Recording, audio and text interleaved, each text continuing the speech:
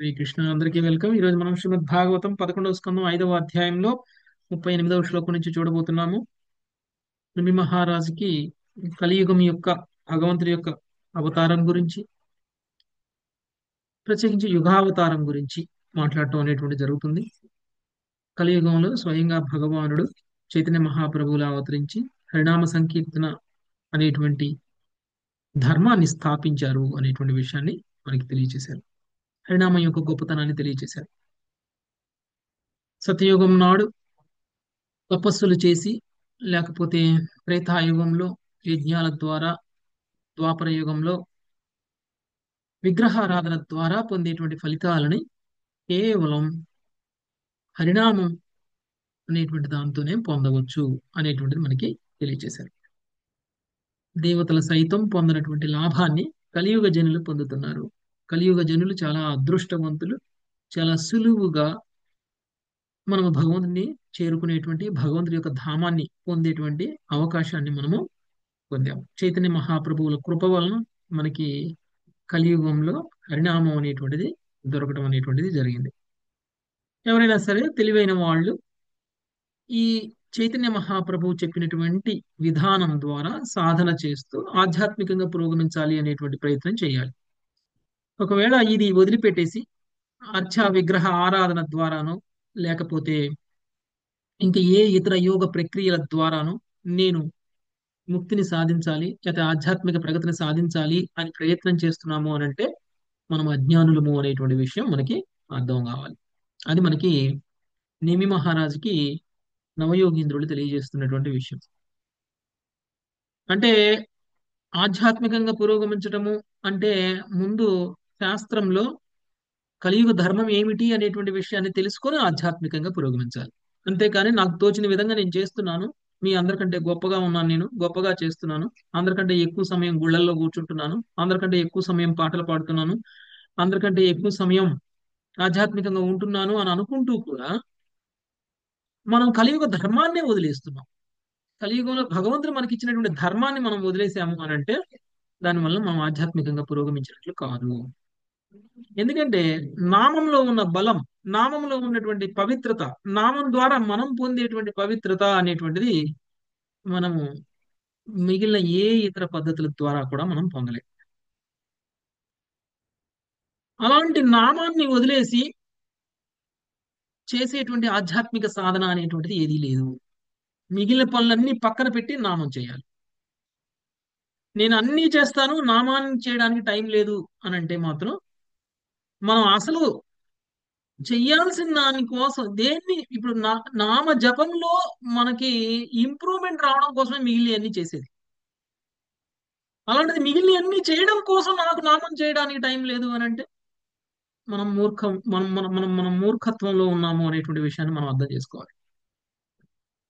ఇతర ఏ ఆధ్యాత్మిక సాధన అయినా, ఏ ఆధ్యాత్మికమైనటువంటి కర్మలైనా మనకి జపంలో ఇంప్రూవ్మెంట్ రావడం కోసం, జపం అనేటువంటిది శుద్ధనామాన్ని పలికేటువంటి స్థాయికి వెళ్ళడం కోసం, కల్మషాలు లేకుండా జపం చేయడం, అపరాధాలు లేకుండా జపం చేయడం, అందుకు మనం ఇతర ఆ, భక్తిలో మనం చేసేటువంటి ఇతర పనులన్నీ కూడా, అది నరసింహ కవచాన్ని చేయడమైనా, లేకపోతే నరసింహ హారతి చేయడమైనా, లేకపోతే ఇంకా ఏ ఇతర అర్చా విగ్రహ ఆరాధనైనా, భగవంతుడికి పూలు ఆఫర్ చేయడమైనా, ప్రసాదం ఆఫర్ చేయడమైనా, ఇవన్నీ కూడా మనలో ఆధ్యాత్మిక స్థిరత్వం రావడం కోసం.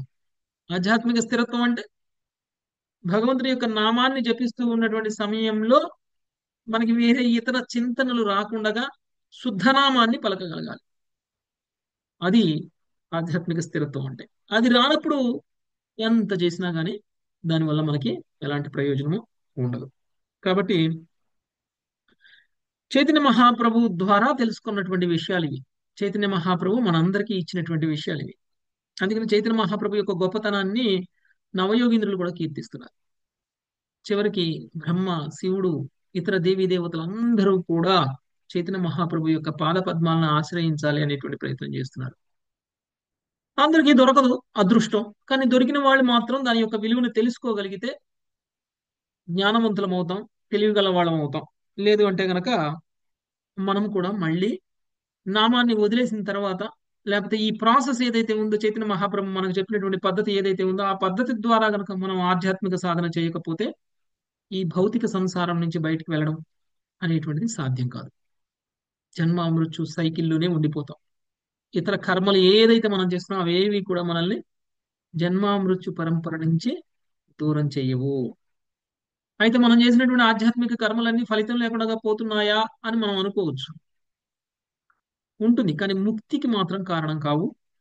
కాకపోతే నెక్స్ట్ జన్మలో భక్తులుగా మారి తిరిగి భగవంతుడి యొక్క నామాన్ని తీసుకునేటువంటి స్థితికి మనల్ని ఉద్ధరిస్తాయి మనం చేసినటువంటి ఆధ్యాత్మిక కర్మలన్నీ కూడా. అంతే తప్ప ముక్తి, డైరెక్ట్ ముక్తి అంటే రాదు. ముక్తికి వెళ్ళాలి అని అంటే తిరిగి మళ్ళీ ఈ కలియుగంలో చెప్పబడినటువంటి ధర్మాన్ని మనం పాటించినప్పుడు మాత్రమే అది సాధ్యమవుతుంది. చాలా ఈజీ పద్ధతి. అందుకని మనకి ఇస్కాన్ టెంపుల్స్ లో ఎక్కడికి వెళ్ళినా కానీ హరినామ సంకీర్తన చేస్తారు.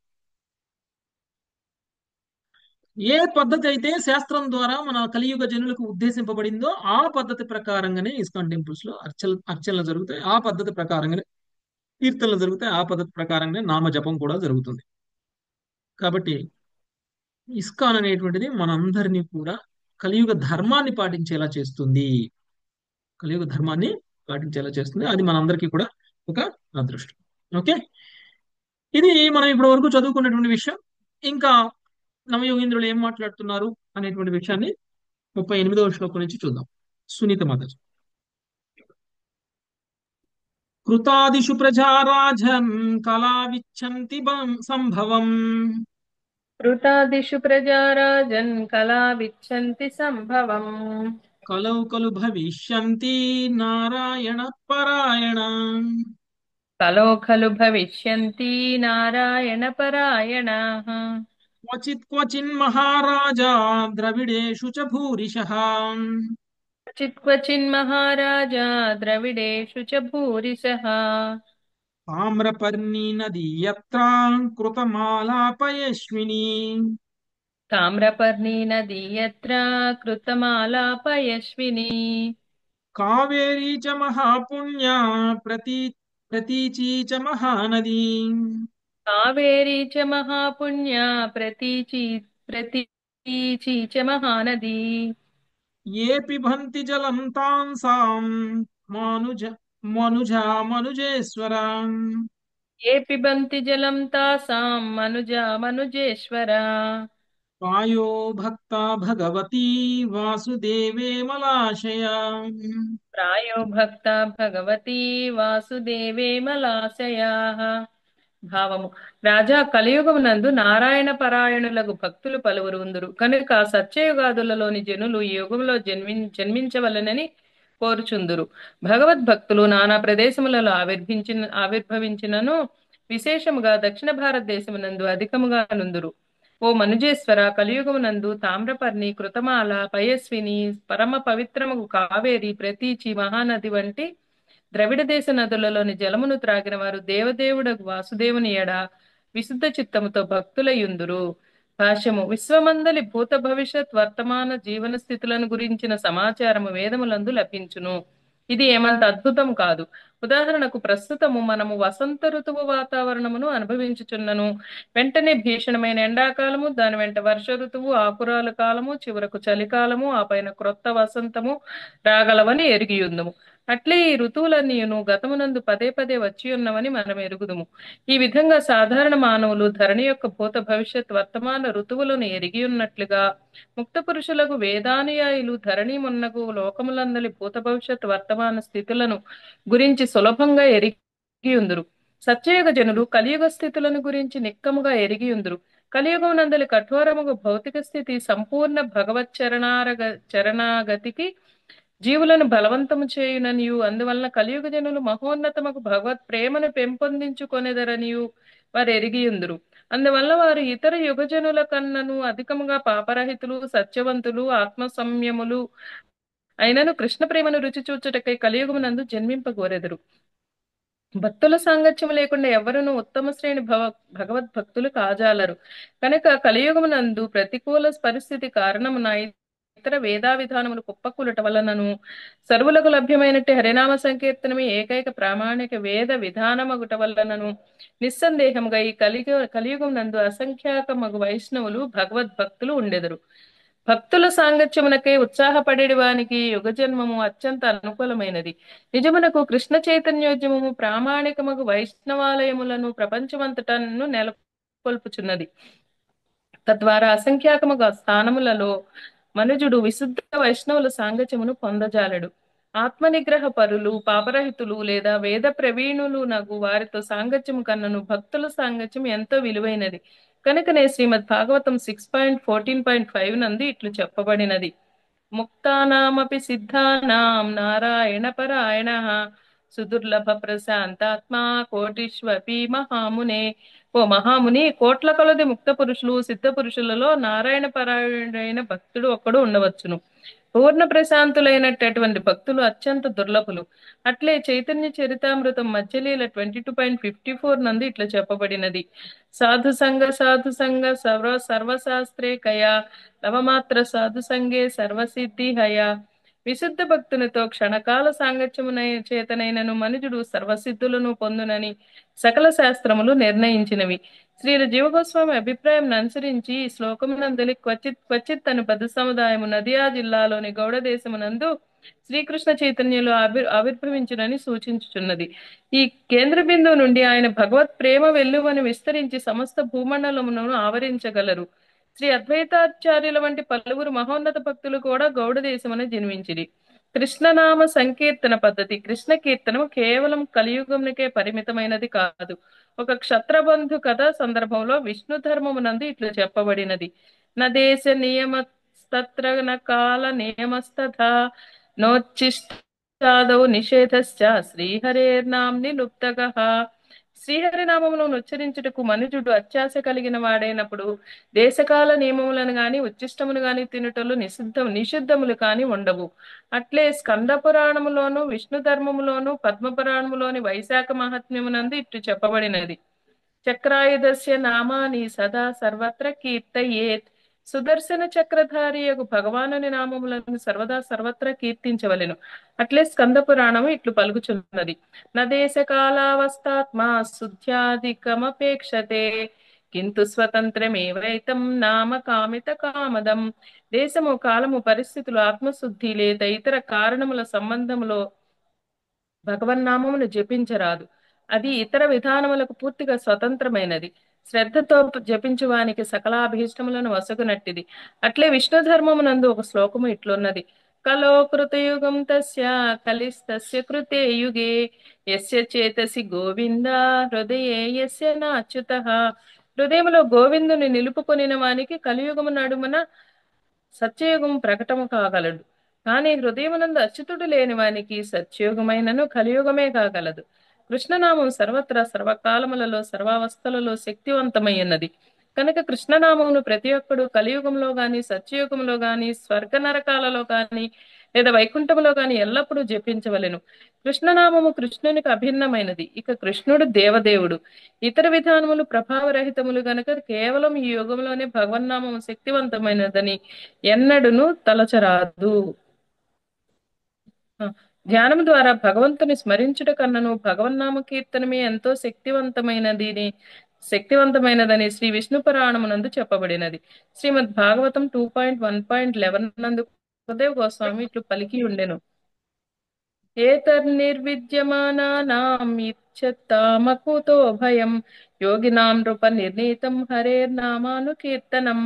ఓ రాజా, పరమ ప్రామాణికులైన వారి మార్గమును అనుసరించి చేయబడు నిరంతర హరినామ కీర్తనం అన్నది భౌతిక కోరికల నుండి విడివడిన వారు, భౌతిక ఆనందమును కోరువారు, ఆధ్యాత్మిక జ్ఞానముచే ఆత్మతృప్తిని బడసిన వారు అని వారితో సహా సర్వులకు నిస్సందేహమును భయరహితమును అగు జయపదమై ఉన్నది. ఈ శ్లోక వ్యాఖ్యానములో శ్రీల ప్రభుపాదులు ఇట్లు రచించియుండిరి. శ్రీల సుఖదేవ్ గోస్వామి అభిప్రాయం అనుసరించి ఈ రీతిన నామ సంకీర్తనముచే విజయమును సాధించుట సుస్థాపిత సత్యము. ఇది అతని చేతనే గాక పూర్వ ఆచార్యులందరి చేతను నిర్ణయించబడినది కనుక మరింత నిదర్శనం అవసరమే లేదు. హరినామ సంకీర్తనకు అట్టి కీర్తనలో విడవవలసిన అపరాధములకు సంబంధించిన వివరణముకై పాఠకుడు పై శ్లోకమునకు శ్రీల ప్రభుపాదుల వ్యాఖ్యానమును చదవవచ్చును. వైష్ణవ చింతామణి యందు ఇటువంటిదే ఒక శ్లోకం ఉన్నది. అఘచ్చిత్ స్మరణం విష్ణోర్ బహ్వాయాసేన సాధ్యతే, ఓష్ట స్పందన మాత్రేణ కీర్తనం తు తతో వరం. సమస్త పాపములను నశింపజేసే సామర్థ్యమును కలిగి ఉన్నను విష్ణు స్మరణము కేవలము అసాధారణము యత్నము చేతనే సాధింపబడును. ఇంకొక ప్రక్క కేవలం పెదములను కదిలించుట చేత మనుషుడు కీర్తనమును చేయగలుగుతున్నాడు కనుక ఈ పద్ధతి ఉత్తమమైనది. శ్రీ జీవగోస్వామి కూడా ఈ క్రింది శ్లోకమును ఉదహరించి ఉన్నారు.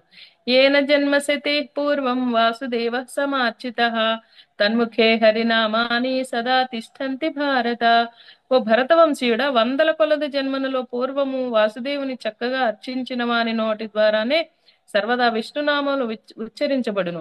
ఇదే భావన శ్రీమద్ భాగవతం నందు దేవహూతి ద్వారా కపిల భగవానునికి తెలియజేయబడినది. అహో బత స్వపచోతో గరియాన్ యజ్జిహ్వాగ్రే వర్తతే నామ తుభ్యం, తే పునస్తపస్తే జుహువుః సస్నురార్య బ్రహ్మాను చూర్నామ గృణంతి ఏతే. ఆహా, ఎవరి జిహ్వాగ్రమున నీ పవిత్రనామం ఉచ్చరింపబడుచున్నదో వారంతటి ధన్యులు. చండాలుర వంశమును జన్మించినప్పటికీ అట్టి వారు పూజనీయులే. నీ పవిత్ర నామమును కీర్తించు వారలు సమస్తములకు తపస్సులను యజ్ఞములను నిర్వహించి ఆర్యుల శుభగుణములను పొందినట్టి వారే. నీ దివ్యనామమును ఉచ్చరించి వారు తీర్థస్థానములందలి కుండలిడి వేదాధ్యయనము కావించి అవసరమైనదంతయు అవసరమైనదంతయు నెరవేర్చియే ఉందురు. భాగవతం 3.33.7. కనుక సంకీర్తనను అన్ని యుగములలో సమానంగా నిర్వహింపవచ్చునని శ్రీల జీవగోస్వామి సారాంశపరిచియుండిరి. కానీ కలియుగములో భగవానుడు తన నిర్హేతుక కరుణించి స్వయముగా జీవులను హరినామమును చేపట్టునట్లు చేయును. అందువల్ల శ్రీల భక్తి వినోద ఠాకూర్లు భగవానుని గురించి ఇట్లు పలికిరి. ఏనేచి ఔషధి మాయా నాసి బారలాగి, హరినామ మహామంత్ర లాభో తుమి మాగి. మాయా పిశాచి వడిలో మూర్ఖంగా నిద్రపోతున్న ఓ బద్ధజీవులారా, మీ మాయారోగమును నయం చేయుటకు నేను ఒక మంచి మందును తీసుకుని వచ్చాను. అదే హరినామము. ఇది నా నామము. ఈ మందును తీసుకుని మీరు జీవన పూర్ణత్వాన్ని పొందగలుగుతారు. కనుక నేను మీ కొరకు స్వయంగా తీసుకుని వచ్చిన ఈ ఔషధాన్ని దయచేసి తీసుకోమని మేము అర్థిస్తున్నాను.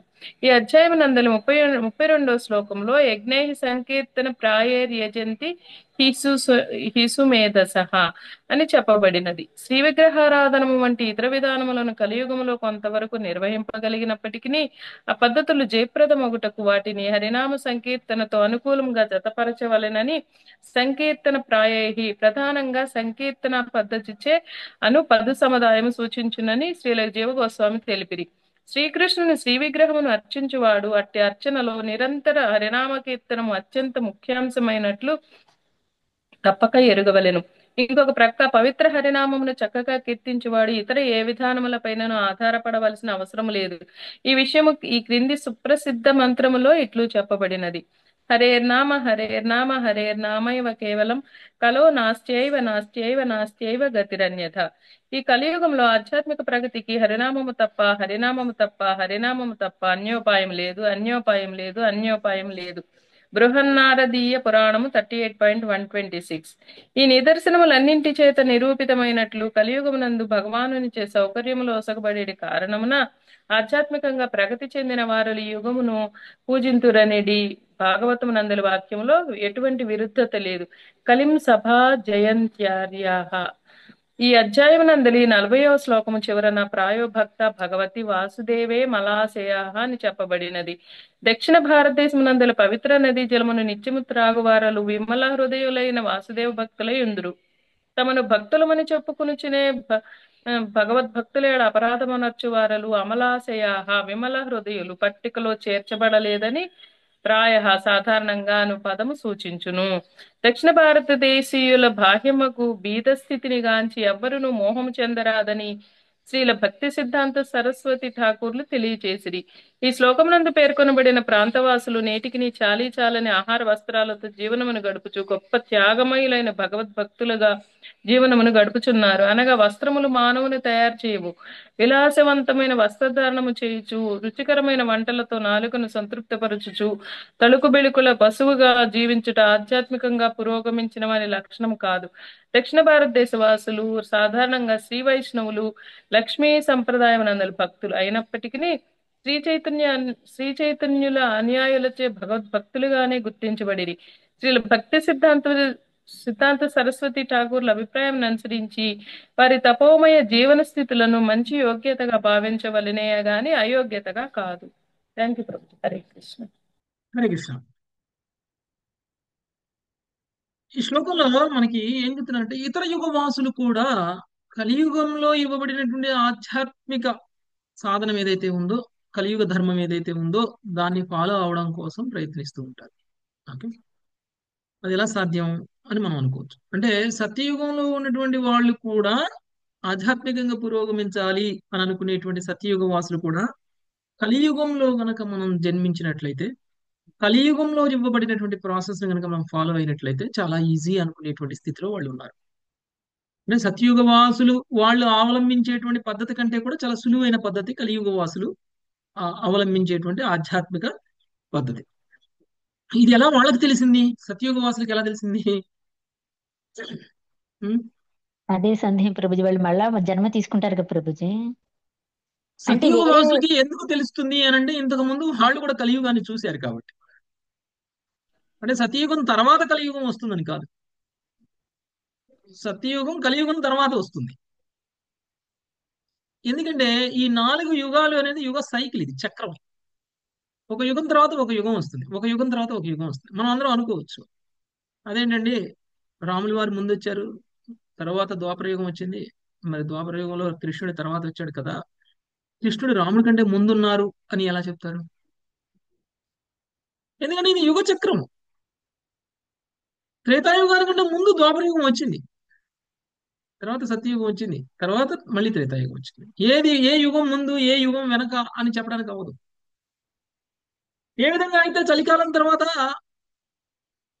ఎండాకాలం, ఎండాకాలం తర్వాత వర్షాకాలం, వర్షాకాలం తర్వాత మళ్ళీ చలికాలం ఎలా వస్తుందో, ఏ కాలానికి ముందు ఏది అని అంటే ఏం చెప్తారు మీరు? ఏది ముందు స్టార్ట్ అవుతుంది, ఏది వెనక స్టార్ట్ అవుతుందంటే ఏం చెప్తారు? ఒకదాని తర్వాత ఒకటి వస్తాయి, అదొక సైకిల్. వర్షాకాలంలో ఉన్నటువంటి మనకి ఎండాకాలం ఎలా ఉంటుందో ఆల్రెడీ మనకు పరిచయం ఉంది, అంతకు ముందు ఉన్న చలికాలం ఎలా ఉంటుందో కూడా మనకు పరిచయం ఉంది. వర్షాకాలంలో ఉన్నప్పుడు మనం అబ్బా ఈ వర్షాకాలం కంటే ఎండాకాలం బాగుంటుంది, వర్షాకాలం కంటే చలికాలం బాగుంటుంది అని మనం అనుకో. ఉం? వర్షాకాలం తర్వాత కదా వచ్చేది చలికాలం. కానీ ఆల్రెడీ అయిపోయిన చలికాలం మీద మనకు అనుభవం ఉంది కాబట్టి, దాన్ని మనం అనుభవించాం కాబట్టి ఈ కాలం కంటే ఆ కాలం నయం, లేకపోతే ఈ కాలం కంటే ఆ, ఎండాకాలం నయం అని మనం అనుకుంటాం. ఆ కాలంలో అయితే మనకి ఇలాంటి ఇబ్బందులు ఉండవు అని అనుకుంటాం. అలానే సత్యయుగ వాసులకు కూడా ఇంతకు ముందు కలియుగం, వాళ్ళకంటే ముందు కలియుగం నుంచి, కలియుగం తర్వాత వచ్చేది సత్యయుగం, కలియుగం అంతం తర్వాత వచ్చేది సత్యయుగం. అందుకనే మనమే సత్యయుగానికి వెళ్ళిపోయాం అనుకోండి యుగ సంధిలో. ఓకే, మనం ఒకవేళ యుగ సంధిలో జన్మించాం అనుకోండి, అంటే కలియుగ వాసులు కలియుగ సమయంలోనూ ఉన్నారు, సత్యయుగ సమయంలోనూ ఉన్నారు. మీరు ఇప్పుడు చూస్తే సత్యయుగము, త్రేతాయుగము, యుగ సంధిలో జన్మించిన వాళ్ళు ఆ యుగంలో ఈ యుగంలో ఉన్నారు. వ్యాసదేవుడు సత్యయుగం నాటి ఆయన కలియుగం వరకు ఉన్నారు, ఇప్పటికీ ఉన్నారు. అలా చాలా మంది కలియుగంలో జన్మిస్తే బాగుంటది అని అనుకుంటారు సత్యయుగ వాసులు కూడా. అయితే ఎందుకు అలా అనుకుంటున్నారు అని అంటే హరినామం యొక్క గొప్పతనం. అంటే మీరు హరినామం కేవలం కలియుగానికి ఇవ్వబడిందా? భగవంతుడి యొక్క నామస్మరణ, భగవంతుడి యొక్క నామ జపం ఇతర యుగాల్లో చేయకూడదా అంటే చేయొచ్చు, చేయొచ్చు. సత్యయుగం సమయంలో తపస్సు మానేసి హరినామ జపం చేసినా కానీ తపస్సు కంటే ఎక్కువ ఫలితమే వస్తుంది. కానీ వాళ్ళకు ఉన్నటువంటి ఆయు పరిమాణానికి, వాళ్ళు ఎంచుకున్నటువంటి, వాళ్ళకి భగవంతుడు ఇచ్చినటువంటి, వాళ్ళలో ఉన్నటువంటి పవిత్రతకి అనుగుణంగా వాళ్ళకి భగవంతుడు ఇచ్చినటువంటి పరీక్షను వాళ్ళు పాస్ కావాలి. ఇంతకు ముందు మనం చెప్పుకున్నట్టు మన క్వాలిఫికేషన్ బట్టి మనకి పరీక్ష కష్టంగా ఉంటుంది. ఓకే. మన వయసును బట్టి మనం చదివే చదువుని బట్టి మనకి ఎగ్జామ్ ఉంటుంది. ఎంటెక్ చదివే వాళ్ళకి 10th క్లాస్ పేపర్ ఇవ్వరు రాయమని అలా. కాబట్టి భగవంతుడు మనకి ఇచ్చినటువంటి హరినామం యొక్క గొప్పతనం వివిధ పురాణాలలో, వివిధ శాస్త్రాలలో చెప్పబడినటువంటి అనేక సందర్భాలని మనకి ఇక్కడ పరిచయం చేస్తూ ఉన్నారు. చైతన్య మహాప్రభు మనకి ఇచ్చినటువంటిది.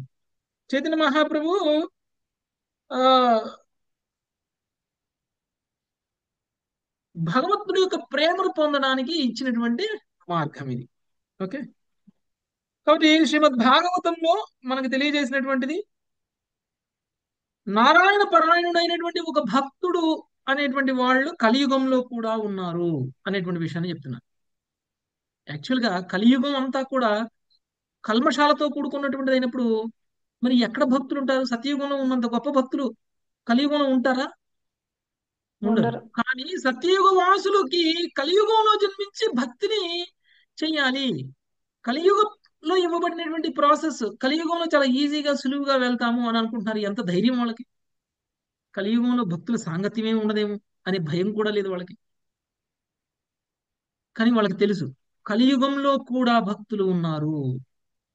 ఎలా వచ్చారండి కలియుగంలోకి భక్తులు? ఆధ్యాత్మిక ఆచార్యులుగా ప్రభు. ఆచార్యులు ఆచార్య మీరు కాదా? మీరు మేము భక్తులేగా కదా. కలియుగంలో కూడా గొప్ప వైష్ణవులు ఉన్నారు. వీళ్ళందరూ కూడా ఇందాక మనం చెప్పుకున్నప్పుడు సత్యయుగం నాటి సమయంలో వాళ్ళు, లేకపోతే గొప్ప గొప్ప భక్తులు ముక్తిని సాధించలేకపోయినప్పుడు, వాళ్ళ సాధన ద్వారా ముక్తిని సాధించలేనప్పుడు కలియుగంలో నేను సాధించాలి అని అనుకున్నటువంటి వాళ్ళు కొంతమంది కలియుగంలో జన్మించి కలియుగంలో గొప్ప భక్తులుగా ఉన్నారు. ఇప్పుడు మీరందరూ ఇంత గొప్ప భక్తులయ్యారంటే ఇతర యుగాల నుంచి మీరు వచ్చారు. పూర్వం యుగంలో మీరు ఆధ్యాత్మికంగా సాధన చేసి పురోగమించినటువంటి వాళ్ళు ముక్తి వరకు వెళ్ళలేకపోవడం వల్ల మళ్ళీ తిరిగి ఈ యుగంలో జన్మించారు. మళ్ళీ కంటిన్యూ చేస్తున్నాం మనం, భక్తిలో పురోగమిస్తున్నాం మనం కదా. సో ఈ విధంగా ఉన్నారు కాబట్టి ఈ రోజు మనకి ఇస్కాన్ మందిరాలు ఉన్నాయి. ఇంతమంది వైష్ణవులు ఉన్నారు. ఇంతమంది వైష్ణవుల యొక్క సాంగత్యం దొరుకుతుంది మనకి. గొప్ప గొప్ప వైష్ణవులు భక్తి వినోద్ ఠాకూర్ ఎన్నో ఆయన రచనలు చేశారు కాబట్టి మనకి తర్వాత తరాల వరకు భక్తి సిద్ధాంత సరస్వతి ఠాకూర్ దాన్ని కంటిన్యూ చేశారు కాబట్టి ఆ తర్వాత తరంలో మన వరకు వచ్చింది. కాబట్టి కలియుగంలోకి వెళ్ళినా కానీ, కలియుగంలో జన్మించినా కానీ భక్తుల సాంగత్యం దొరుకుతుంది. కలియుగంలో కూడా మనం హరినామాన్ని తీసుకోవచ్చు. హరినామం అనేటువంటిది ఏకైక విధానము అనేటువంటి విషయాన్ని మనం తెలుసుకోగలిగేటువంటి స్థితి మనకి కలియుగంలో కూడా ఉంటుంది అనేటువంటి నమ్మకం. భక్తులు ఉంటారు. ఏ యుగంలో అయినా ఆత్మనిగ్రహం కలిగినటువంటి, ఆధ్యాత్మికంగా పురోగమించినటువంటి ముక్త పురుషులు, సిద్ధ పురుషులు ఉంటారు. వాళ్ళందరూ కూడా మనకి సహాయం చేస్తారు. అందుకనే సాధు సంఘం అనేటువంటిది చాలా చాలా ఇంపార్టెంట్. సాధు సంఘం అనేటువంటిది చాలా ఇంపార్టెంట్. సాధు సంఘం వల్లనే మనకి ఈ భక్తి వస్తుంది. ఉం? ఈ శాస్త్రాన్ని మనం అందరం కలిసి చదవకపోతే చదువుతామండి. ఈ రోజు క్లాస్ లేదు అని అంటే ఎవరైనా భాగవతం బుక్ తీసి ఈ రోజు క్లాస్ లేదు ప్రభుజీ రావట్లేదు, నేను మాత్రం భాగవతం చదవాలి ఈ రోజు అని అనుకుని కూర్చొని ఎవరైనా చదువుతారా? ఎవ్వరు చదవరు. లేదు ప్రభుజీ, ఏదో ఎవరు కొద్దిగా చదవరు. చదివినా అంతగా అర్థం కాదు కదా ప్రభుజీ. అంతకైతే అర్థం కాదు. అసలు కాబట్టి భక్తుల సాధు సాంగత్యం సంఘం లేదు. అనేటువంటిది లేకపోతే మనం భక్తిలో పురోగమించం. అవును. మనం అందరం కలుస్తాము అనేటువంటి ధైర్యం ఉంది కాబట్టి మనం పొద్దు నుంచి భాగవతం చదవలేదు. ఓకే. అదే సడన్ గా నేను సాయంత్రం 6 గంటలకు 7 గంటలకు మెసేజ్ పెట్టి ఈ రోజు గోవర్ధన పూజ నేను టెంపుల్కి వెళ్ళాను నేను రాలేకపోయాను అని మెసేజ్ పెట్టాను అనుకోండి, అందరూ హ్యాపీగా ఎంజాయ్ చేస్తాం. అంతేగాని భాగవతం ముందు వేసుకొని కూర్చొని చదవం. అంటే సాధు సంఘం మనల్ని బలవంతం చేస్తుంది కదా, ప్రేరేపిస్తుంది. అవును. సాధు సంఘం ఉండడం వలన మనం అందరం కూడా ఒక నియమానికి, ఒక పద్ధతికి, ఒక కట్టుబడికి, ఒక క్రమశిక్షణకు వస్తాం భక్తిలో పురోగమించడానికి. ఉం? రోజు మార్నింగ్ జపం అందరం కలిసి చేయాలి. తర్వాత భగవద్గీత క్లాసు అందరం కలిసి చేయాలి. తర్వాత బుక్ రీడింగ్ క్లాసులు అందరం కలిసి చేయాలి. అదే మనం షెడ్యూల్ పెట్టుకోలేదు అనుకోండి, ఎవరైనా జాయిన్ అవుతారా బుక్ రీడింగ్ క్లాస్ లో? ఎవరు? ఎవరైనా బుక్ రీడింగ్ లేదు చేస్తారా? ప్రభు. చేయి. ఎవరు ప్రభు, ఎవరు? అలానే భాగవతం క్లాస్ ఏదైనా సరే మనం శాస్త్ర అధ్యయనం చేస్తున్నాము లేదంటే ఆధ్యాత్మికంగా పురోగమిస్తున్నాము అంటే కేవలం మనందరం ఒక గ్రూప్ గా ఫామ్ అవడం వల్లనే అది సాధ్యమవుతుంది. లేకపోతే అది సాధ్యం కాదు. ఒంటరిగా ఉన్న వాళ్ళని మాయ పీడిచ్చేస్తుంది, పీకేస్తుంది మనల్ని. ఉం? సో మాయ ఒళ్ళో పడుకొని నిద్రపోతాం చక్కగా. కాబట్టి సాధు సంఘం అనేటువంటిది చాలా ఇంపార్టెంట్. హరే కృష్ణ ప్రభుజీ. అయితే ఇప్పుడు సంధి కాలంలో ఎవరైతే గొప్ప గొప్ప వాళ్ళు పుడుతుంటారు కదా, వాళ్ళ వల్లనే ఇప్పుడు కలియుగం నుంచి త్రేతాయుగం, ద్వాపరయుగం అలా అలా వచ్చి వాళ్ళు ఇట్లా చేస్తారని తెలుస్తుందా ప్రభుజీ? సంధి అలా ఏం కాదు, సంధి కాలంలో పుట్టిన వాళ్ళనే కాదు. ఓకే, శాస్త్రాల్లో కూడా యాక్చువల్ గా ఉంటుంది. సంధి కాలం కూడా కొన్ని వేల సంవత్సరాలు ఉంటుంది. అవును ప్రభు. సంధి కాలం కూడా వేల సంవత్సరాలు ఉంటుంది. సత్యయుగం ఎండింగ్ లో, ఇప్పుడు కలియుగం ఎండింగ్ లో పుట్టిన వాళ్ళు నెక్స్ట్ సత్యయుగం వచ్చే లోపలనే చనిపోతారు. మళ్ళీ 2-3 జన్మలు కూడా తీసుకుంటారు సంధి కాలంలో కూడా. ఓకే, ఉమ్. అంటే గొప్ప గొప్ప వ్యక్తులు వాళ్ళ సాధన ద్వారా పరిపూర్ణతను సాధించలేనప్పుడు దాని తర్వాత యుగంలో కూడా వాళ్ళు జన్మించి భక్తుల సాంగత్యాన్ని పొందుతారు. అంటే వాళ్ళకి గత అంటే జన్మ గుర్తుంటుందా ప్రభు? గత జన్మలు ఏం గుర్తుంటాయి ఉండదు, అంటారా? ఉండదు. ఉండాలని ఏం లేదు, ఉండాలని రూల్ ఏం లేదు. మరి ఎలా తెలుస్తుంది? కాకపోతే మనం దృఢంగా కోరుకున్నాం అనుకోండి, ఈ జన్మలో నేను ఆ భక్తులుగా పురోగమించి ముక్తిని సాధించాలి అనుకున్నాను. ఒకవేళ నా సాధన ద్వారా నేను ముక్తిని సాధించే స్థితికి నేను చేరుకోలేకపోతే కనీసం వచ్చే జన్మలో నాకు పలానా లాంటి కుటుంబం దొరకాలి, పలానా లాంటి ఆ వ్యక్తులు దొరకాలి, పలానా విధంగా నేను భక్తిని చేయాలి అని మనం బలంగా కోరుకున్నాం అనుకోండి, మనం ఈ జన్మలో సాధన పరిపూర్ణత చెందకపోయినా కానీ మనం మరణించిన తర్వాత మళ్ళీ నెక్స్ట్ జన్మలో ఆ పరిపూర్ణత పొందడానికి వీలుగా మళ్ళీ మనం జన్మిస్తాం. ఓకే, అంటే మళ్ళీ నెక్స్ట్ భగవంతుడు ఓకే, మనల్ని అలా ఓకే. పుట్టిస్తాడా ప్రభుజీ? మన కోరికలకు అనుగుణంగానే మళ్ళీ మనం జన్మ తీసుకుంటాం. ఉమ్, సో దదామి ఓకే, బుద్ధి యోగం అంతే ప్రభు. ఉమ్. దహానుభూతి యోగం వేరు. ఓకే, ఇక్కడ ఏంటి, మీకు వచ్చే జన్మలో ఈ జన్మలో చేసినటువంటి ఆధ్యాత్మిక పురోగతి అనేది కంటిన్యూ అవుతుంది. అలా ఇప్పుడు ఎవరైనా కొంతమంది భక్తులు ఉన్నారు అంటే వాళ్ళకి ఈ జన్మలోనే వచ్చిన భక్తి కాదు అది. వాళ్ళ పూర్వ జన్మల్లో లేదా పూర్వ యుగాలలో కూడా వాళ్ళు మనుషులుగా పుట్టారు. పుట్టి వాళ్ళు అప్పుడు కూడా భక్తి చేశారు. వాళ్ళ భక్తి పరిపూర్ణత చెందకపోవడం వల్ల వాళ్ళు మళ్ళీ తిరిగి ఈ యుగంలో కూడా జన్మించారు. అలాంటి వాళ్ళు ఇప్పుడు గొప్ప గొప్ప భక్తులు అయి ఉండొచ్చు.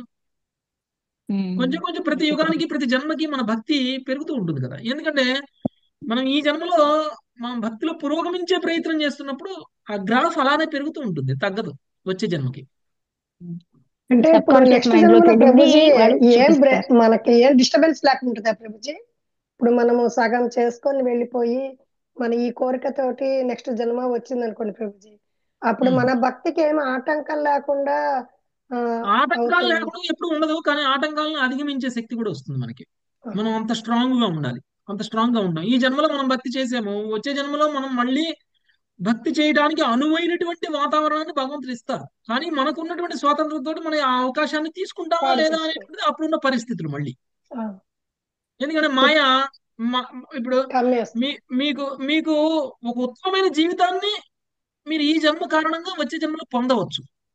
కానీ వచ్చే జన్మలో ఆ ఉత్తమమైన జీవితాన్ని కూడా ఉపయోగించుకోకుండా ఉండే విధంగా మాయ ప్రభావితం చేస్తుంది. కానీ Yes, దాన్ని కూడా ప్రభు. మనం తట్టుకొని మనం కనుక ఆ ఉత్తమమైన జీవితాన్ని అందిపుచ్చుకున్నాం అనుకోండి, పురోగమిస్తాం.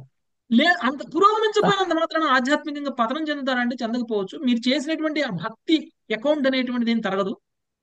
ఆ తర్వాత జన్మలో మళ్ళీ అవకాశం వస్తుంది. నాదే అదే ప్రశ్న సో ఉండేది ప్రభుజీ కంటిన్యూస్ సబ్ కాన్షియస్ అంటే మైండ్ లోకి మాయ వెళ్ళింది వాళ్ళు గనక అది బయటికి వచ్చే అవకాశం ఉంటుంది అంతేగా ప్రభుజీ?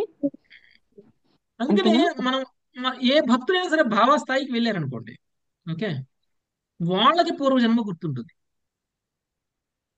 భావస్థాయికి వెళ్ళిన భక్తులకి పూర్వజన్మ గుర్తుంటుంది. ఏ విధంగా భరత మహారాజు గుర్తుంది ఆ, ఆ. Yes yes Prabhuji. ప్రభు, ఎస్ ప్రభు. అట్లా. సో భావస్థాయికి వెళ్తే ఏంటి తేడా అని అంటాం. ఏంటి తేడా అంటే అప్పుడు మనం సూక్ష్మ ఇంద్రియాలతో సేవ చేస్తాం మనం భావస్థాయిలో. ఉమ్. మనసు బుద్ధి. ఇప్పుడు స్థూల ఇంద్రియాలతోనే మనం చేసే సేవ. భావస్థాయిలో లేనిటువంటి భక్తులు కేవలం స్థూల ఇంద్రియాలతో చేస్తారు. స్థూల ఇంద్రియాలు ఇప్పుడున్న స్థూల ఇంద్రియాలు వచ్చే జన్మలో ఉండవు. ఎస్ ప్రభు. ఎస్ అవును అవును ప్రభుజీ. అందుకని మనకి ఈ జన్మలో కర్మలు వచ్చే జన్మలో గుర్తుండవు, ఈ జన్మ మనకు వచ్చే జన్మలో గుర్తుండవు. అదే మనం ఈ జన్మలోనే మనం భావస్థితిలో ఉండి మనం మనసు బుద్ధితోటి మనం గనక సేవ చేసామనుకోండి, అదే మనసు అదే బుద్ధి వచ్చే జన్మలో కూడా ఉంటుంది మీకు. రిజిస్టర్ కంటిన్యూస్ అయిపోతుంది, రిజిస్టర్ అయిపోతుంది.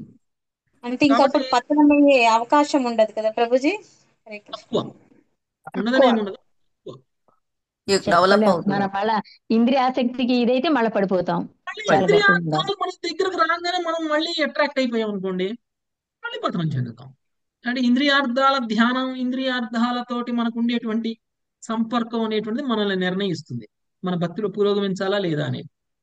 అంటే ప్రభుజీ అంటే ఇందాక ప్రభుజీ మీరు అన్నారు ఒక- కదా, పతనం చెందినా కానీ మన అకౌంట్ లో బ్యాలెన్స్ అలానే ఉంటుంది అన్నారు కదా, అది నాకు కొంచెం అర్థం మళ్ళీ అవ్వలేదు. మనం ఇప్పుడు నేను భక్తిలో పురోగమిస్తున్నాను మాతాజీ, బానే ఉంది, అంతా బానే ఉంది.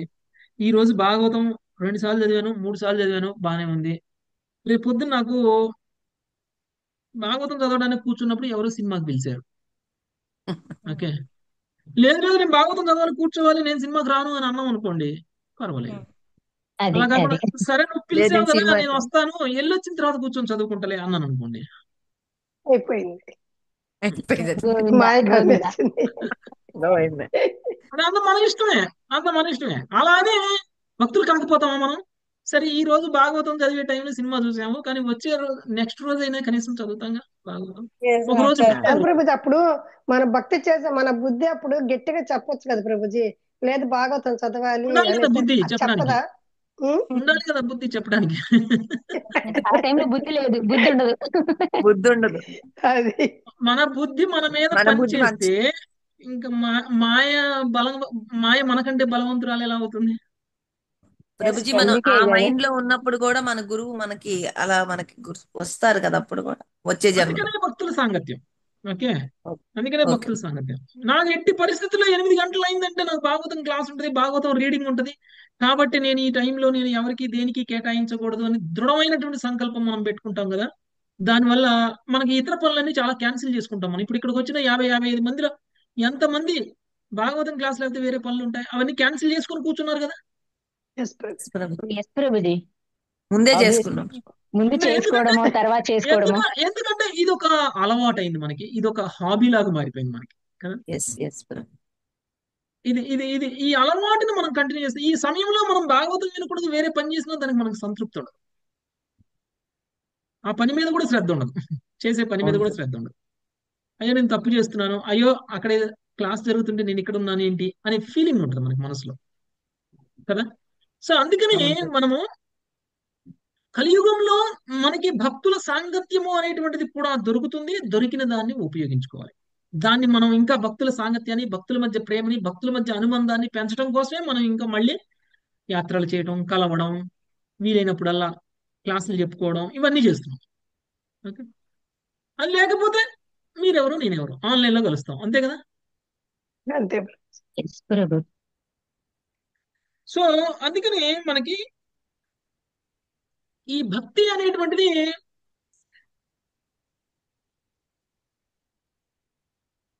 ఇప్పుడు చెయ్యొచ్చు, అప్పుడు చేయకూడదు, ఆ సందర్భంలో చేయొచ్చు, ఈ సందర్భంలో చేయకూడదు, లేకపోతే ఈ యుగంలో చేయొచ్చు, ఆ యుగంలో చేయకూడదు, లేకపోతే ఇలాంటి శరీరం పొందినటువంటి వ్యక్తి చేయాలి, బ్రాహ్మణ శరీరం పొందినటువంటి వ్యక్తి మాత్రమే చేయాలి, శూద్రుడు చేయకూడదు, లేకపోతే చండాలుడు చేయకూడదు అనేటువంటిది లేదు. ఎవరైనా ఎలాంటి దేశంలో పుట్టినా, ఎలాంటి పరిస్థితుల్లో పుట్టినా, ఎలాంటి శరీరాన్ని పొందినా భగవంతుడి యొక్క నామస్మరణ అనేటువంటిది చెయ్యవచ్చు. కలియుగంలో అందుకనే అది ఇవ్వబడింది. అదే ఇతర యుగాల్లో అది ఉందా? ఆ పద్ధతి ఉందా? లేదు ప్రభుజీ.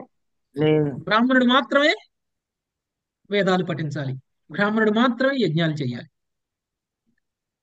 బ్రాహ్మణుడికి పొందిన లాభం మరి ఇతర వాళ్ళకి రావద్దా?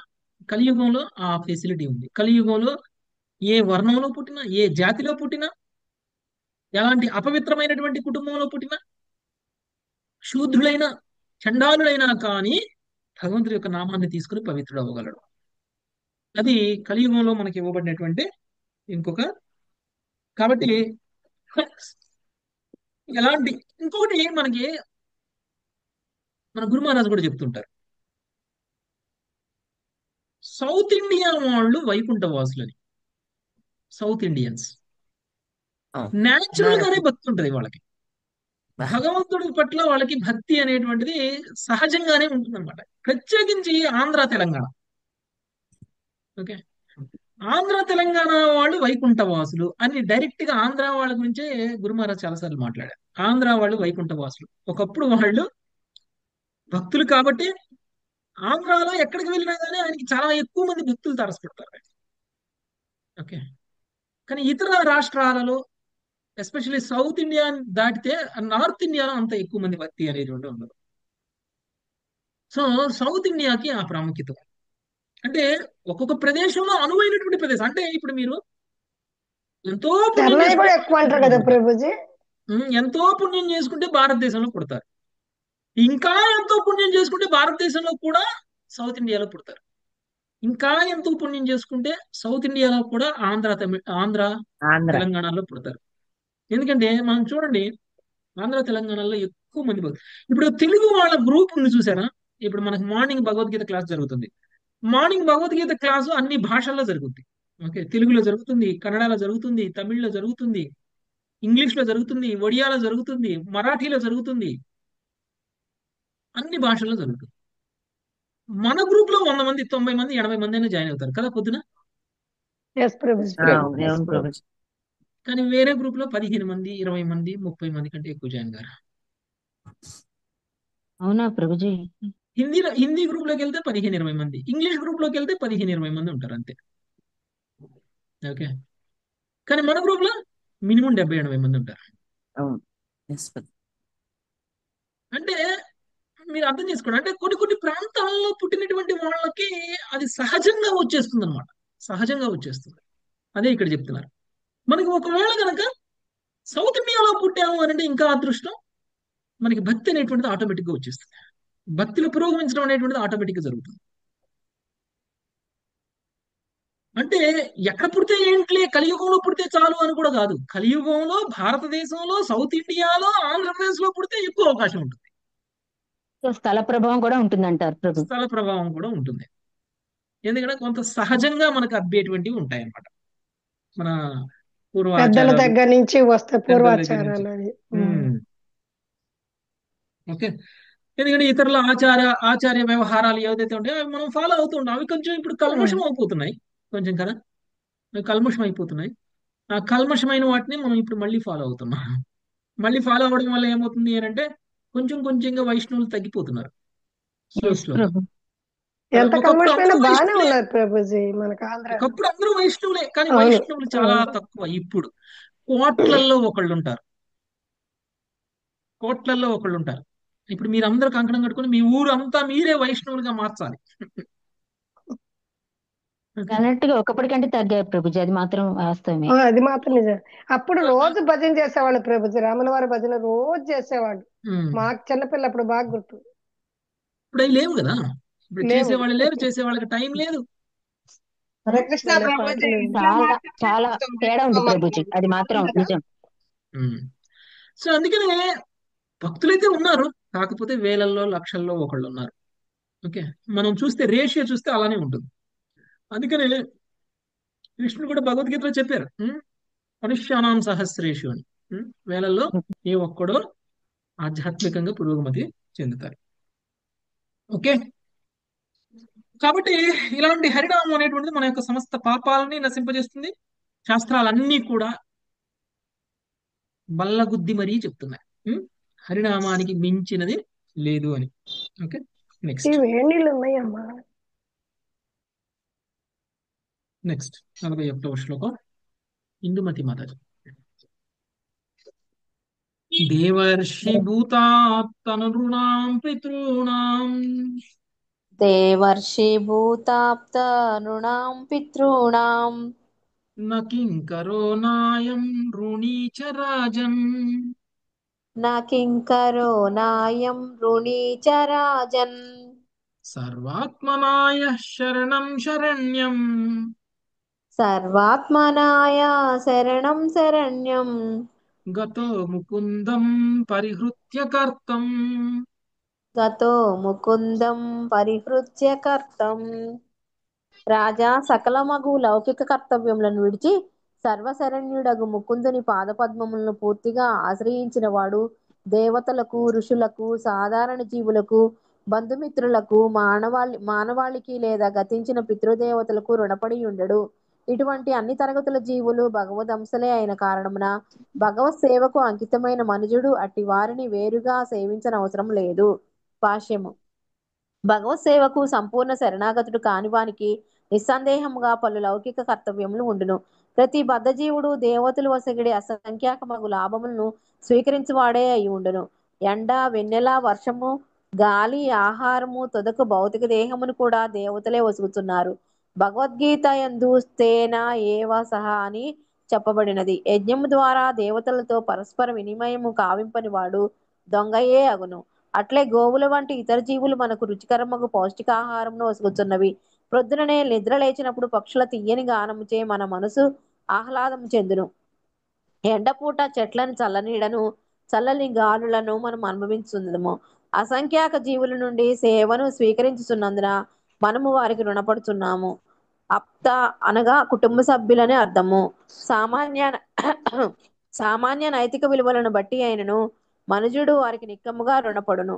రుణం అనగా వరసంగమని భావము. మనుజుడు కృష్ణ భక్తుడు కానంత వరకు నిక్కముగా సంగమునకు చెందినవాడే ఎగును.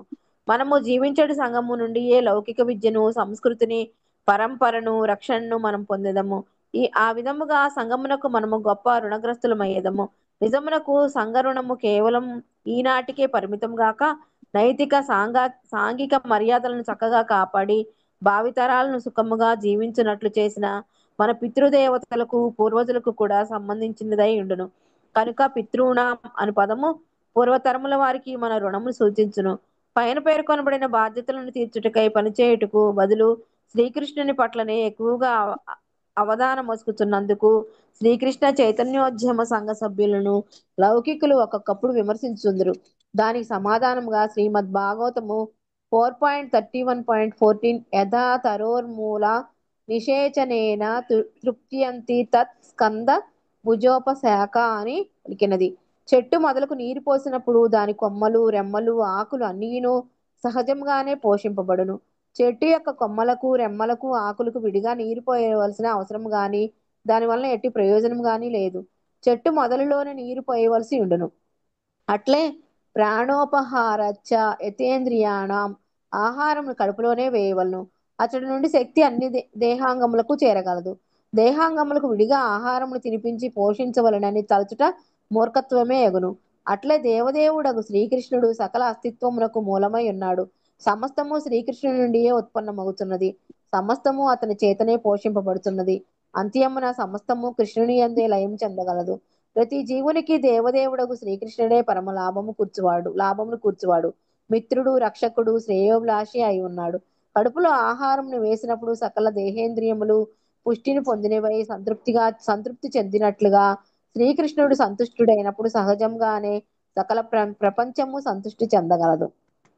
చక్రవర్తికి కార్యదర్శిగా పనిచేసే వ్యక్తికి చిన్న రాజుల పట్ల నెరవేర్చవలసిన కర్తవ్యములు ఏవీనూ ఉండవనటను ఇచ్చట ఉదాహరణగా చెప్పుకొనవచ్చును.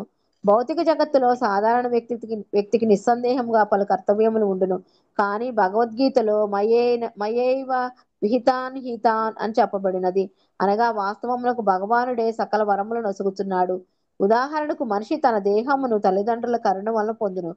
అయినను ఒక్కొక్కప్పుడు స్త్రీ గాని పురుషుడు గాని సంతానమును కనుటకు సామర్థ్యం లేకుండా వచ్చును. ఒక్కొక్కప్పుడు వికలాంగుడగు శిశువు జన్మింపవచ్చును. లేదా మృత శిశువే జన్మింపవచ్చును. ఒకప్పుడు మైథున క్రియ గర్భమునే కలిగింపకపోవచ్చును. తల్లిదండ్రులందరూ అందమైన యోగ్యమైన శిశువునే కోరుకొనిను తరచుగా అది జరగకపోవచ్చును. కనుక భగవత్ కరుణ చేతనే స్త్రీ పురుషులు మైథున కార్యం ద్వారా సంతానోత్పత్తిని చేయగలుగుతున్నారని తొట్టుతొదకు ఎరగవలసి ఉన్నది. భగవత్ కరుణ చేతనే పురుషుని వీర్యము శక్తివంతము, స్త్రీ అండము ఫలవంతము అయి ఉండును. అట్లే భగవత్ కరుణ చేతనే శిశువు ఆరోగ్యముగా జన్మించి తన జీవితమును కొనసాగించుటకు పరిపక్వతను పొందగలడు. మానవ వికాసములో ఏ స్థితి ఎందైనను భగవత్కరణ లోపించినచో ఆకస్మిక మరణము లేదా వికలాంగత కలిగించడి రోగములు కలుగగలవు. దేవతలు కూడా స్వతంత్రులు కారు. దేవతలు శ్రీకృష్ణునికి స్వతంత్రముగా ఉన్నారని భావనను మనుజుడు తప్పక త్యజించవలెనని పరిహృత్య కర్తం అను పద సముదాయం సూచించును. దేవతలు భగవానుని విరాట్ రూపంలోని వివిధ అంగములని వేదవాంగ్మయ నందు స్పష్టంగా తెలుపబడినది. అంతేగాక భగవానుడు ఎల్లరి హృదయం నందు నిలిచిన వాడే స్మృతి జ్ఞానంను వసుగుచున్నాడని భగవద్గీత ఎందు తెలుపబడినది. ఈ విధముగా పరంపరాగత సంస్కృతిని చక్కగా కాపాడిన మన పితృదేవతలు దేవదేవుడు ఇచ్చిన బుద్ధితోనే పనిచేసి ఉండిరి. వారు నిక్కముగా తమ స్వతంత్ర జ్ఞానంపై ఆధారపడి పనిచేయలేదు. మేధస్సు లేకుండా ఎవడునూ బుద్ధిమంతుడు కాజాలడు. కేవలం కృష్ణానుగ్రహం వలననే మనుజుడు మానవ మేధస్సును పొందుతున్నాడు. కనుక వివిధ జీవుల పట్ల మనకు గల నానా రకములైన కర్తవ్యములను జాగ్రత్తగా విశ్లేషించినచో ప్రతి విషయం నందును చివరకు భగవత్ కరుణ చేతనే మనకు ఆయా జీవన వరదానములు లభించినవని ఎరుగగలము. కనుక సాధారణ వ్యక్తి తనకు లాభమును గూర్చిన వారి సంతుష్టి కొరకు నానా రకములకు యజ్ఞదానములను వనర్చుచు సక్రమంగా తన కర్తవ్యములను తప్పక నెరవేర్చవలసినను దేవదేవుడగు శ్రీకృష్ణుని ప్రత్యక్షంగా సేవించువాడు అట్టి కర్తవ్యములను ఒక్క మారుగా నెరవేర్చిన వాడే అగుతున్నాడు. ఏలయన కుటుంబము, పితృదేవతలు, దేవతలు వంటి మాధ్యమం నుండి లభించిన సకల వరదానములు తుట్టతుదకు భగవంతుని నుండియే వచ్చినవై ఉన్నవి.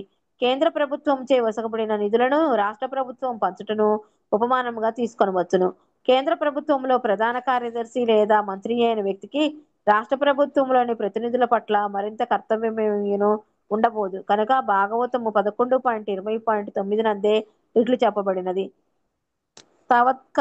తవత్కర్మాణి కుర్వీత నా నిర్వేచేతయావత మత్కథా శ్రవణాదో వా శ్రద్ధాయావన్న జాయతే. మనుజుడు సకామ కర్మల యందు సంతుష్టుడు కానంత వరకు భగవంతుని గురించిన శ్రవణ కీర్తనలచే భక్తి యోగమునందు రుచిని పొందనంత వరకు వేదాదేశమును అనుసరించియే కర్మలను అనుసరించవలను. సారాంశమేమనగా భగవద్భక్తికి సంపూర్ణ శరణాగతుడు అయినవాడే ఉత్తమ తరగతి మానవుడు. జనులు సామాన్యముగా దేవతల నుండి, కుటుంబ సభ్యుల నుండి, సంఘము నుండి వరములను పొందుటకే మిగుల ఆతృతతో నుందురు. ఏలయన అట్టి వరములు ఇంద్రియ భోగమునకు అనుకూలములై ఉండును. అల్పబుద్ధులకు జనులు అట్టి భౌతిక పురోగతినే జీవిత లక్ష్యమని భావించుతూ విశుద్ధ భగవద్భక్తి యొక్క మహోన్నత స్థితిని ఎరుగజాలకుందురు. భక్తి యోగం అనున్నది ప్రత్యక్షముగా భగవానుని ఇంద్రియములను సంతృప్తిపరచుటకే ఉద్దేశింపబడినది. ఈర్ష్యాలువులైన లౌకికులు భగవంతుడు దివ్యేంద్రియములను కలిగి ఉన్నాడనే విషయమును త్రోసిపుచ్చుటకు పలు వాదములను ప్రస్తావింతురు. కాని భక్తులు భగవంతుని అచింత్యముగు సౌందర్యము, బలము, ఐశ్వర్యము, ఆనందమును సందేహించుటలో కాలమును వ్యర్థపరుపుక ప్రేమయుత సేవ ద్వారా నేరుగా భగవదేంద్రియములను సంతృప్తి పరుచుతూ ఆ విధముగా భగవద్ధామ ప్రాప్తి అనడి పరమపదమును బడయుదురు. సచ్చిదానందమయ జీవనమును కలిగిన భగవద్ధామమునకే వారు తిరిగి చేరుకొనెదురు. ఏ దేవత గాని, కుటుంబ సభ్యుడు గాని లేదా పితృదేవత గాని మనుషునికి Nityananda జ్ఞానమయ జీవితంను ఒసగజాలడు.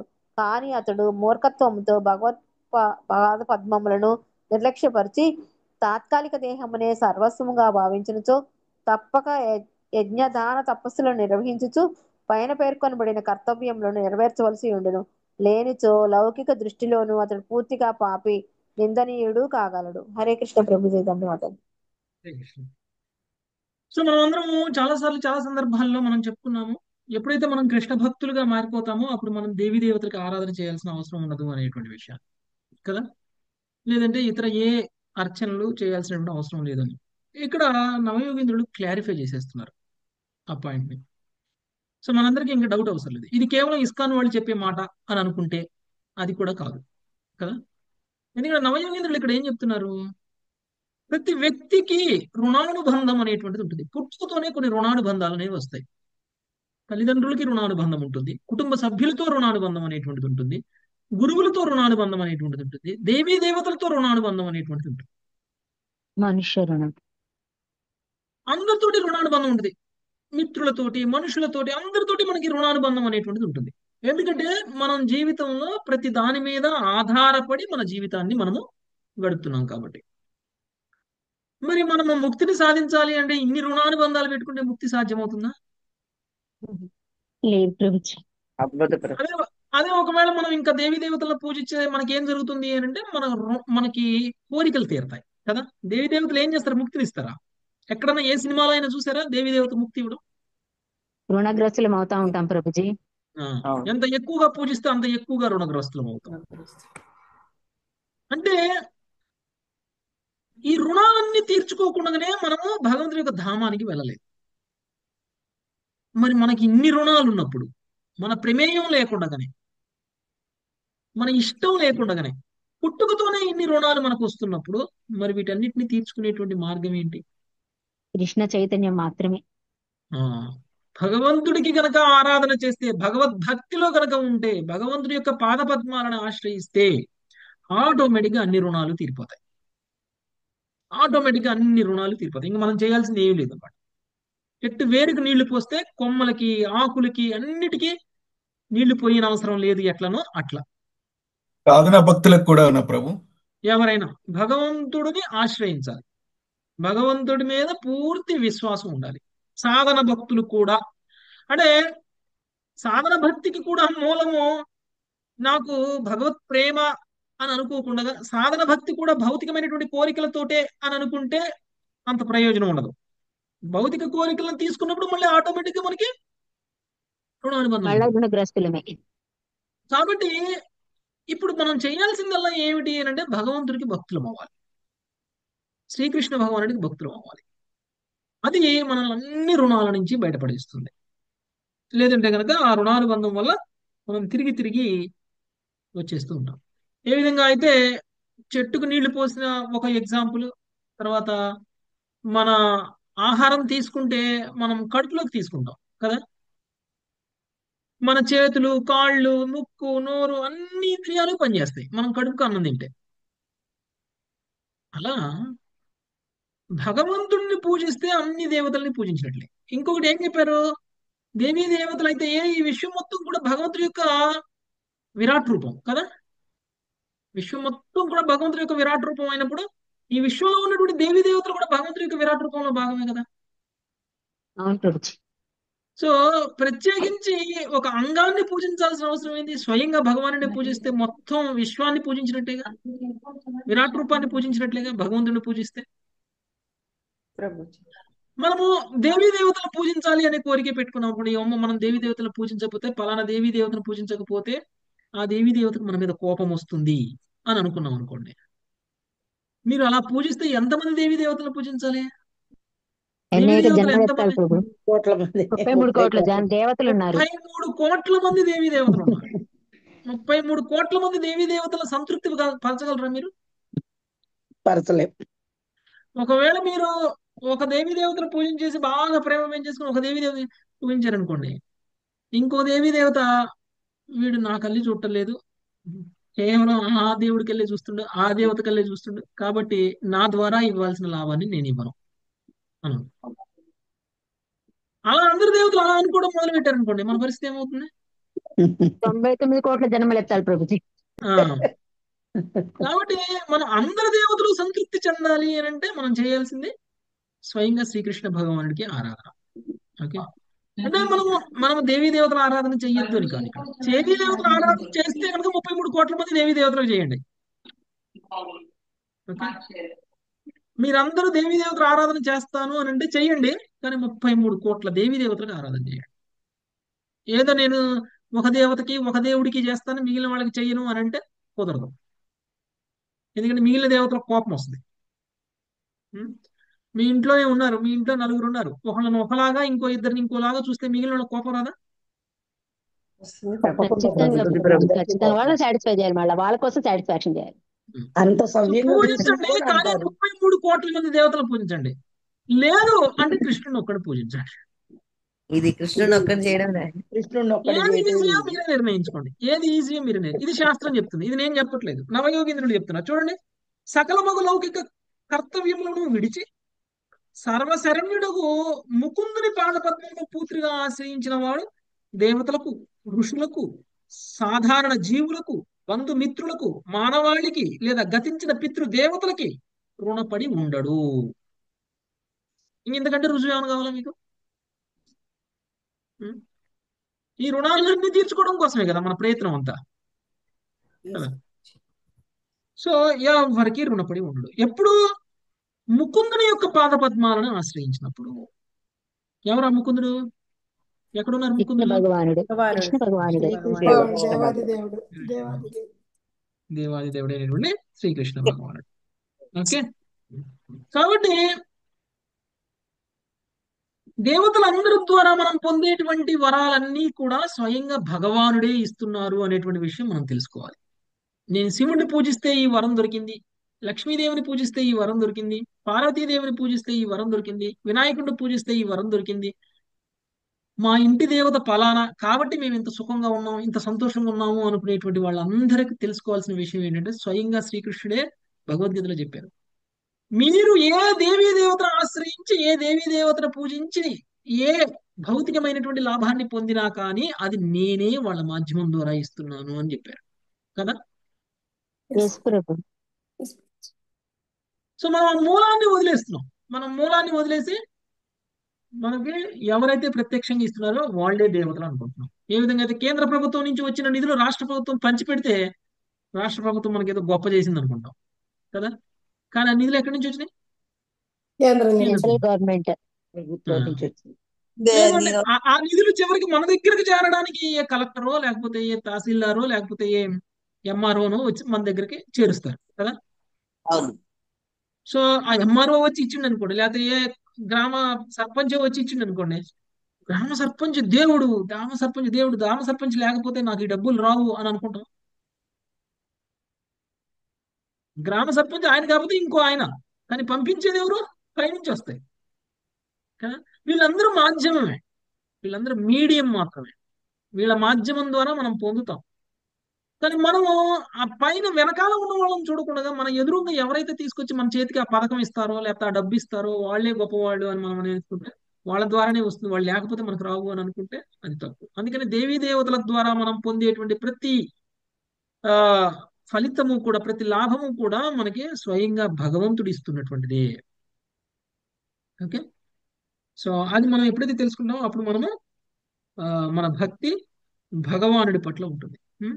So thank you very much. ఇక్కడ ఆపుదాం మాతాజీ ఈ రోజుకి. ఇక 43వ శ్లోకం నుంచి రేపు చూద్దాం. వంచాకల్పతరుభ్యశ్చ కృపా సింధుభ్యైవ చ పతితానాం పావనేభ్యో వైష్ణవేభ్యో నమో నమః. హరే కృష్ణ హరే కృష్ణ కృష్ణ కృష్ణ హరే హరే హరే రామ రామ రామ రామ హరే రామ రామ హరే హరే. Thank you Prabhuji. హరే కృష్ణ.